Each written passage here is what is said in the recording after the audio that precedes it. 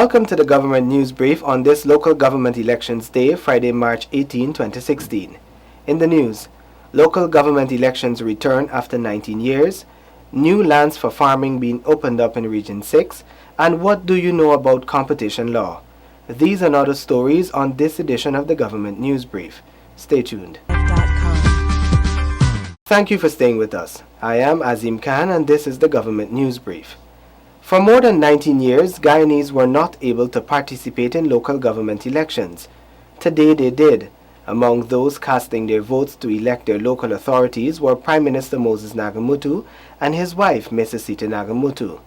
The Prime Minister is of the view that local democracy can return to Guyana. Here is that story. Guyanese today took to the polls to elect local government bodies. The Government Information Agency caught up with Prime Minister Moses Nagamutu just after he cast his vote. I believe it's a great day today that after 19 years, Guyana could have a return to local democracy via the ballot and fairly elected and representative councillors. When Gina visited polling places this morning, there was generally a poor turnout of voters. The Prime Minister had this reaction. We have had only 2 local government elections. This is the 3rd in almost 50 years, since 1970 and then 1994. So I believe that the fact that people have not grown accustomed to electing leaders, that they become a little apathetic. Gina also spoke to some other voters in the Sophia community. I feel good after at least it's the first time I get conscious of local government election and it's something good. I feel real nice about it. I feeling so happy and glad to know that we could come out and vote once more time, which is for this local election, because we know that things going to be more better. Well, it's my first time voting at local government and my first time really hear about it because I grew up in Sophia. Normally I hear about vote. All I hear about is the president, like who to be the next president. We never hear about this and I'm glad I'm a part of it. Local government elections are being held for 10 municipalities and 65 neighborhood democratic councils. The Guyana government is hopeful that the United Nations would offer a speedy resolution to the claims being made by Venezuela on the nation's territory. Here is Paul McAdam with the details. Ghana's Vice President and Minister of Foreign Affairs, Carl Greenidge, is optimistic that the claim by Venezuela to this country's internationally accepted territory would soon be resolved by the United Nations.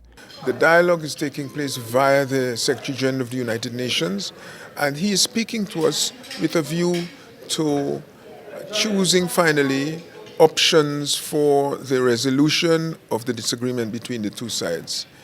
He sent a team here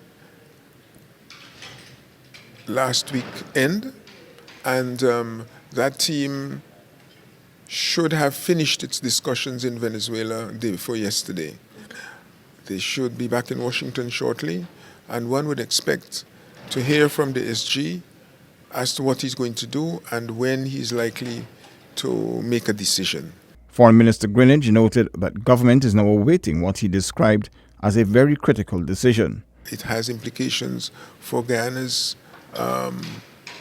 standing, its economic status, and we hope that the SG will see its way towards choosing a path that will help us to move forward and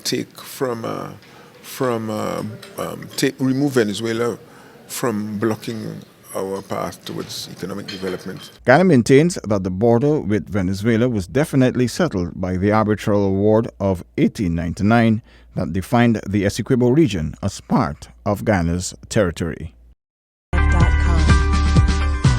Region 6 farmers will soon have access to new farming lands. We hear more in this report. The Regional Democratic Council of Region 6 will soon commence excavation work in East Bank Berbice. This will open up new farming lands for agricultural purposes. When we look at the entire Berbice area and the coastal area, we have almost exhausted all the land in the coastal area. So we still have available lands in the East Bank of Berbice, and so we're going to do a lot of work there in terms of drainage and irrigation so that people can get to the land there and continue to do their farming their cash crop, their cattle and whatever. Region 6 is an important rice-producing, cattle-rearing, and sugarcane-producing area. Main cash crops are also grown in Berbice. Because the soil is suited to agriculture, investments are always being made to develop the lands. I've been a farmer for the past few years, but we had some hiccups, so we did ease up farming because of flooding. But last year the government did build a new sluice, and from then on everybody started to occupy back their lands. This year, the government has provided the regional administration with $752.2 million to develop and adequately drain and irrigate all lands within the region. Opening up new lands will provide new opportunities for the farmers in the region to expand their production as well as to pursue different activities. With this government news brief, I'm Shanaza Low reporting. Guyana's Minister of Business, Dominic Gaskin, says that Guyana is a place to make investments. He made this statement at the opening of Massey Stores Guyana. Here are the details. Guyana's retail sector is becoming more and more competitive, with shoppers having more and more options, both in terms of stores and in terms of products. Our economy has responded well to these new developments and has demonstrated that Guyana has not just the physical space, but the economic space to accommodate an expanded retail sector. That was Minister of Business Dominic Gaskin at the opening of Massey's supermarket yesterday. Gaskin said that the government will ensure that a level playing field exists for all companies and persons who do business in Guyana and play their role in strengthening the local economy. That the winds of change are indeed blowing across Guyana. We have natural resources to exploit. We have agricultural lands to exploit. Right now, there's a whole lot going on in the Stabroek block. And I'm not talking about the market or the car park. I am talking about 120 miles offshore where the Lisa 1 and the Lisa 2 wells are being explored, and where the reports so far indicate significant resources. So this is a good time to invest in Guyana's economy because Guyana is going places. Minister Gaskin praised the opening of the supermarket and Massey's continued investment and support for Guyana through its many businesses here. Sheba Thomas for the Government News Brief. Local stakeholders were given the opportunity to grab a basic understanding of competition law and what they can do to achieving its successful implementation. Here is that story. It is the mandate of the Consumer Affairs Commission to protect consumers from unfair business practices. The Commission yesterday held a one-day session to educate persons on competition law and how it is intended to benefit consumers. Participants gained an understanding of the rules of competition law, its benefit to their agencies and to consumers. Information was also shared on the role competition law plays in the CARICOM region. This role is provided for in Chapter 8 of the Revised Treaty of Chaguaramas and is intended to prohibit anti-competitive behavior within the region. Participants heard that the opening up of Guyana's telecommunications sector is viewed as a pivotal example of promoting competitiveness. Use the example GT&T. At one point, only person that could provide telephone services in Guyana. Now, there is competition in the market and you have other service providers. So you've moved from, say, a monopolistic market structure to oligopolistic market structure where you now have Digicel, GT&T. There's always room for more entrants in mobile. I think for internet you have other service providers that are also now providing internet services.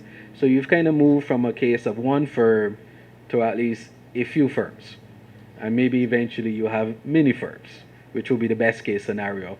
The training forms part of the 10th European Development Fund project for capacity building within CARIFORUM in support of the implementation of commitments undertaken under the Economic Partnership Agreement. For this Government News Brief, I am Glendon Greenwich. This has been another edition of the Government News Brief. You can find the Government News Brief along with all other GINA programs on our website. Please subscribe to our website and YouTube channel and like us on Facebook so you can be informed as the news unfolds. Do join us again on Monday, March 21, 2016 for another edition of the Government News Brief. Until then, have a safe weekend and thank you for watching.